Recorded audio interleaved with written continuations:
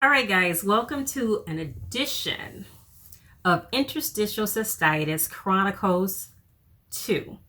Do not forget the 2 at the end and subscribe, like, comment. I want to interact with you. I really, really do. Okay, so for today's topic, what? All right, for real though, for real. We're going to discuss nocturia, nighttime frequency. Last night, I had a horrible night that I don't even want to say how many times I got up to use the restroom. On my way to sleep, you can just feel like, okay, this is the time I need to go to sleep. I had to go to the bathroom again. Then I had to go to the bathroom again. This was like a 15-minute span. So I would say a total of 7 times that I then got into a fight with my bladder. I said, okay, that's it. I'm shutting you down right now. Sometimes you have to speak authority over things. So I wound up having to take a nighttime medication to calm my bladder down. Because I could tell if I don't, this is how the rest of this night is gonna go. I was going to be getting up every 15 to 45 minutes. Who can sleep like that? You can. Who can function like that? You can. Now, one of the very first medications that was prescribed for me, besides anatriptyline, I talked about anatriptyline in another video. I'm not saying that was specifically prescribed as a nighttime medication, but it can be used for that. Okay. I was prescribed I said I could not get any sleep. Now I'm telling my primary care provider. I didn't mention this to the urologist. Well, the urologist knows too, but as far as for the urologist to prescribe something specifically for nocturia, as far as I can't get to sleep,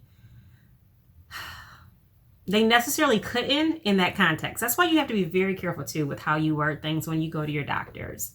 So I was told, well, visit with your primary care provider. Let them know that you cannot go to sleep. So Trazodone was prescribed. Now, let me tell you, when I would take Trazodone, I would then go to work. A lot of times my coworkers could tell that I did not take my Trazodone early enough because you feel groggy. You feel like, okay, you're in a fog. Like, I got to get out of this. Like, you got to snap out of this. Now, when I say you, let me take that back. That's how I felt when I took Trazodone. It took me like 2 hours to get out of that stupor when I took Trazodone.